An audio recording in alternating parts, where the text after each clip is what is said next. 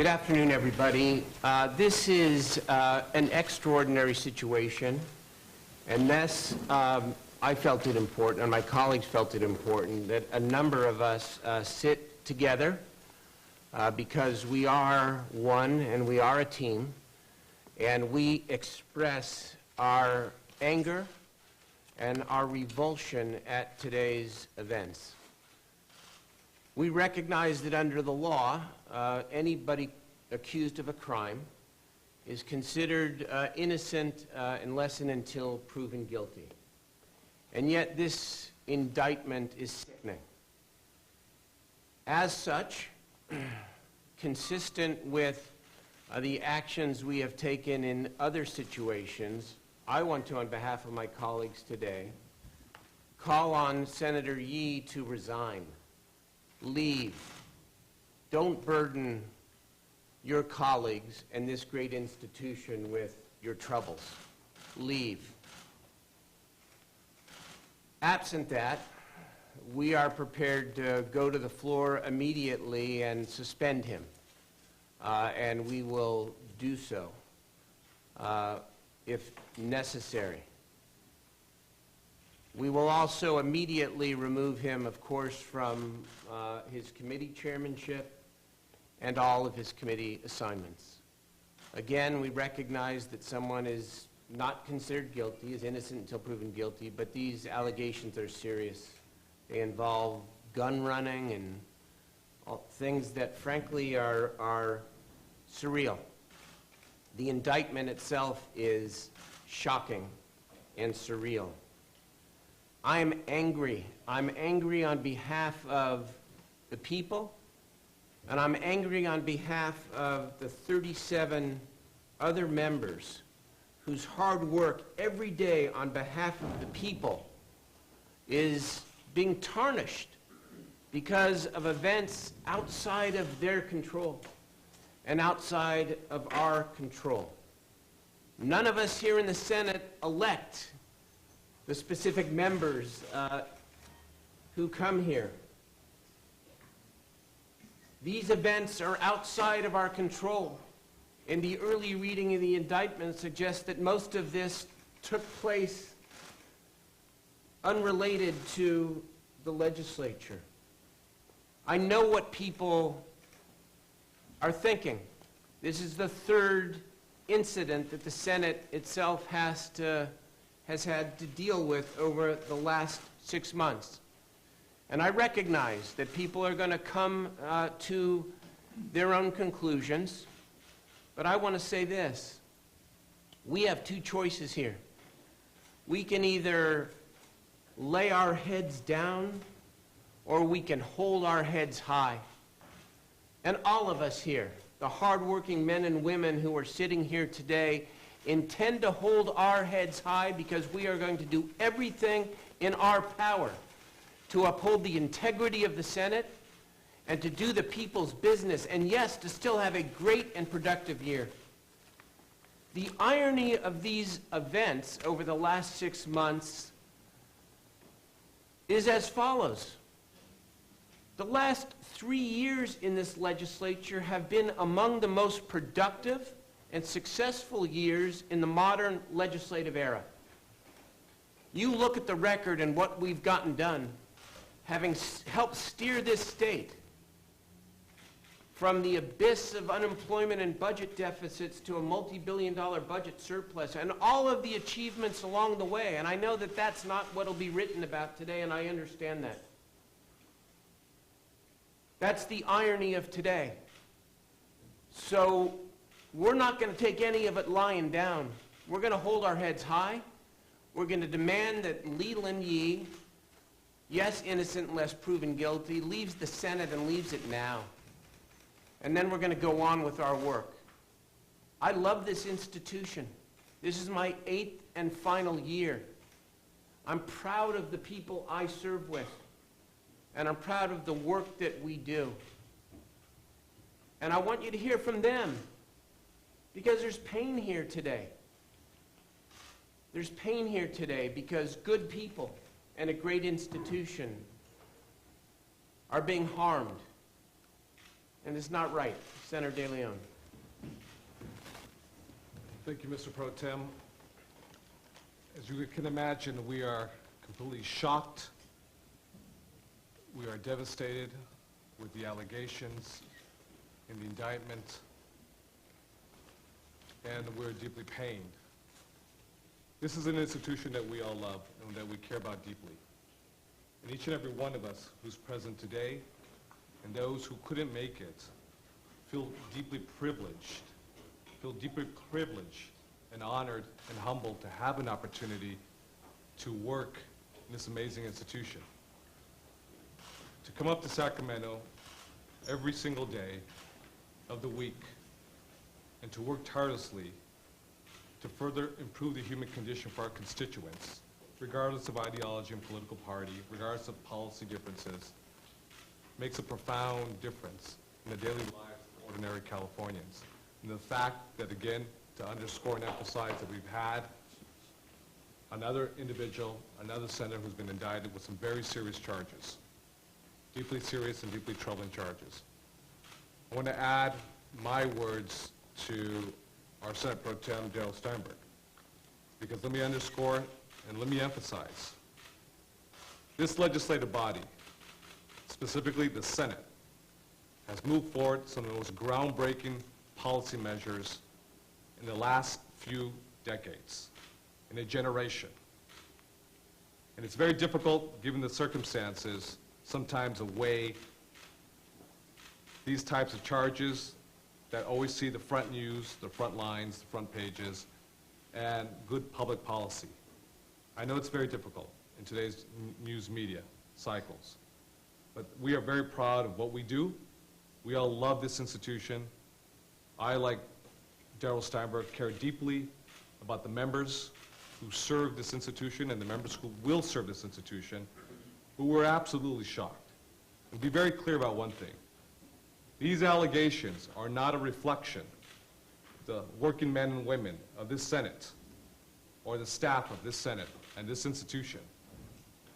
These individuals who are here today, united, whites, Jews, Asian Americans, Latinos, African American, women, men, we come up here every single day united to do the right thing for the people. It's a deep privilege to serve this institution.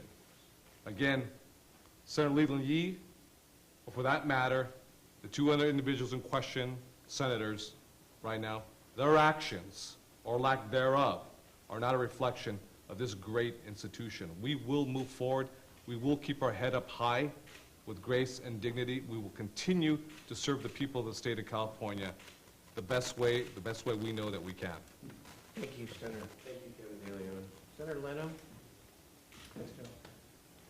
So I'm here to join with my colleagues to express my and our frustration and our disappointment on behalf of our constituents. And we're offended because we're here every day to do an honest day's work. And it's a privilege to be able to do this work. And with privilege comes responsibility. And it is by the support of those who elected us that we are here, and it is to them that we are responsible and should be held accountable. Yes, innocent until proven guilty, but every indictment, every arrest, every arraignment, even every suspicion or allegation reflects very poorly upon each of us and all of us. So it is our good fortune that the leader of this House is an example of a pillar of integrity. Darrell Steinberg sets a tone. We all respond to that. And what this colleague has done will be tried in a court of law. But it should not reflect upon the great work that my colleagues do every day on behalf of their constituents, my constituents, and all of Californians, and whether the issue is affordable housing or renewable energy or income inequality, whatever it is we're working on. these incidents are only a distraction, and we want to get back to work. Senator Hancock? Thank you. Senator Leno. Well, I could not agree more with my colleagues. You know, it hurts us all when the public trust is abused. And we are reeling from reading the little bit of the indictment in real time, just like all of you are, some of the details in it. Let me say, I've served in this legislature for over a decade. This is an anomaly. This is different. I was shocked, like my colleagues were, to hear about Senator Yee's arrest and arraignment. We have been all focused on facing the challenges and issues and doing the work that the people of California want us to do. And also, I have to say, I am glad that law enforcement is doing its job. We need to continue doing our job. And I think that under the leadership of Senator Steinberg, we've taken on a lot of big issues this year, and we need to see those issues through and see them through with integrity, and we intend to do that. Thank you, Senator Hancock. Senator Block, I know we'll go around to anybody else. Yeah, I'll be very brief, and I want to thank the leadership of this Senate for their work under fire. This has been a tough year, and Darrell Steinberg has been a true leader, and Kevin De Leon, who's moving into that position. I don't envy the position, but I'm sure you will be up to that task too. But my only comment, and then this is to be perfectly clear for everybody, the three people, the three senators who have been charged, in some cases tried, they will never set foot on the Senate floor again unless or until they are acquitted. Again, be clear, they will not set foot on the Senate floor again unless or until they are acquitted. And that's no question. Thank you, Mark. I want to thank you for saying that, Senator Block. Let me say it again, although quote him, Mark, he said it first, but that's absolutely correct. Let me be clear in terms of what we intend to do with regard to Senator Yee and the other two individuals. They will not come back to the Senate, period, unless and until they are acquitted of charges, period. We'll go with whatever number we need to, that we need to go with as a majority party. Less important than what you're hearing today. Anybody else want to make a comment? Then we'd be glad to stand for a few questions. I'm going to tell you right off the top, in terms of the specifics of the allegations themselves. Like Senator Hancock said a moment ago, we are reading them and trying to understand them in real time, just as you are. So I don't have a comment on the specifics, and I don't think my colleagues do as well, but we'd be happy to answer a few questions. You did just mention the gun running bill. Can you respond at this point to the fact that when you were pushing through gun control measures, making that a main priority, one of the lawmakers introduced a couple of those bills allegedly having conversations about importing automatic weapons from Russia and the Philippines? It's an appalling allegation. It's an appalling allegation. Senator, do you know if other members of your body are being investigated? No, nobody else is being investigated. I have a question. Do you guys know, I'm sorry, do you guys know, like, having known Senator Yee, he's been in the Assembly, the Senate for a long time. Just tell me, how, are you guys shocked? Like, what was your personal reaction when you found that out? I'm shocked. I mean, we're all shocked. I mean, it's the word I used earlier is surreal. It's anytime one of your colleagues, but more significantly that the nature of these allegations, gun running. I mean, it's a bad movie. It is shocking, and that's all we can say, right? And it's not just the words. I hope it's written all over our faces here and our postures, because that's what we feel. Let me add one thing too, because the word shock perhaps is an understatement for many of our colleagues here today, because given the fact that a handful of us have moved forward measures, Pro Tem and I, Senator Mark Leno, and Senator Lonnie Hancock, we have moved measures with regards to high-powered assault weapons, ammunition, long guns, handguns, magazines. That this does sound like like out of a Hollywood script. And if in fact these allegations in the indictment are accurate, we're completely devastated, complete devastation, because, you know, we're human beings. We're senators, we're human beings like everyone else. When you wake up in the morning and you hear that he's been arrested and there's an indictment and we just hear the allegations, we read the allegations, barely haven't even read a page other than the fact a couple highlights, and to hear high-powered assault weapons trafficking to other countries, rogue countries, it does read like a Hollywood script, a complete Hollywood script. Jim Bell had some, I've perhaps known Leland the longest, having met Leland over 30 years ago when he worked for a nonprofit group in San Jose, counseling refugees. He's a child psychologist, and I knew him as Dr. Yee then, and I never knew him in any other way than a person that would respond to issues related to children. He's the chairman of the Human Services Committee. And to see this thing happen is just a total flabbergast to us and to me. I just can't. The chairman of the Human Services Committee of the State Senate, the one that worked on child psychologists, working with foster kids, you know, it's absolutely incredible. And it's a total shock, and I'm extremely sad about it for all the people of San Francisco and the state of California. Thank you, Jim. We'll take one or two more questions. And you have to take a question from me, come on. I noticed, we all noticed, there's 3 senators now facing legal troubles and have serious allegations, and all happen under your watch. That's true. Is there something in your leadership in this body that, you know, contributes to people believing that they can get away with this or can do this? Well, that's a fair question. And the answer is as follows.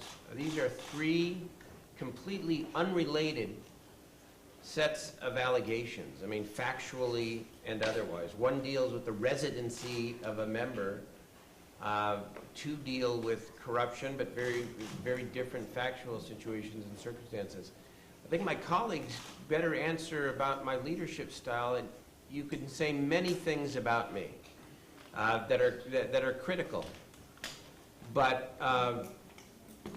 leading in anything other than an ethical way is not one of them. It's my stock and trade. It's what I do. And not afraid to say no, not afraid to take a tough stand, not afraid to always do the right thing. And, you know, this is shocking to me, but they're 3 individuals. I didn't elect them. I didn't select them. But it is what it is, and I'm not, you know, cowering from the responsibility here. I mean, I'm here, and thankfully my colleagues are joining me here today for support. But every single time one of these has happened, I've come right out and told you exactly what it is I think, and most importantly, what I think about this institution. And again, whether it's printed or not, I'm going to insist that we get preschool done, that we get criminal justice reform done, that we get more advances in the environmental law done, that we get a water bond done, that we get a whole host of things. That's what we're going to do. And That's what counts. and that's what And I counts. think we have to, I just want to underscore what the pro tem said. Look, we don't choose our colleagues. Everybody here is elected by some group of people out there in California. We work together on issues. We try to solve problems and face challenges. We don't know a whole lot usually about the personal issues confronting any particular person or what their private lives are like. So I'm looking to the pro tem to show the leadership that he's shown in the past, to keep us moving forward on the issues that will define California's future, because we've been doing a good job on it. I want to answer your question. Yes, Mark.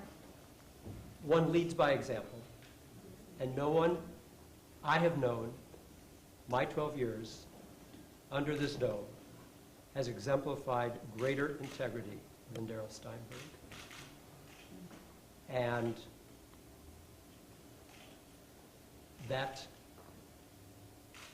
is said with full respect for all the other leaders under whom I have served and worked. But Darrell in particular exemplifies integrity greater than anyone I've known. Darrell, the, two of these, Let me add something, and we'll get to you, Mr. Walter. We gotta be careful we don't turn this into a love fest right now, but let me be very clear. I'm not saying goodbye, by the way. We've got 8 months to go. Let me say this. There's nothing that Darrell does that enables or creates the conditions for this type of behavior in this great institution. He has led this great institution with grace and with dignity. You have 3 individuals who have a dark cloud under them at this current moment. 2 over them. One of the cases is different with respect to Mr. Rod Wright. It's a different case altogether with regards to Leland Yee and Ron Calderon. But these are 3 individuals for 3 adults who are responsible at the end of the day for their own actions.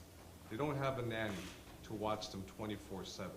That is a question that's better suited for the constituents of these 3 respective senators who vote for them and send them up to Sacramento. 3 different types of cases, 3 different individuals who are responsible at the day for their own actions. Darrell, in fact, the 2 of these cases are similar in the sense that they both involve FBI sting operations, as did the Shrimp Gates investigation of the Capitol a quarter century or so ago, and as did other investigations the FBI was doing in other places. They also nailed the mayor of Charlotte and the state assemblyman in New York today, as a matter of fact. So it looks as if the FBI is looking very, very carefully at what politicians are doing, local politicians, state politicians. Are you giving any advice to your members about watching out or anything like that for people who come to them and ask to carry bills and that sort of thing?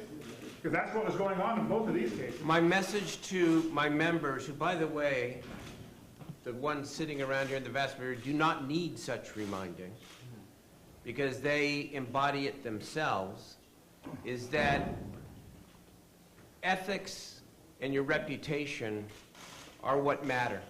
And if the line is here, then and on this side is crossing the line, you ought to be way over here.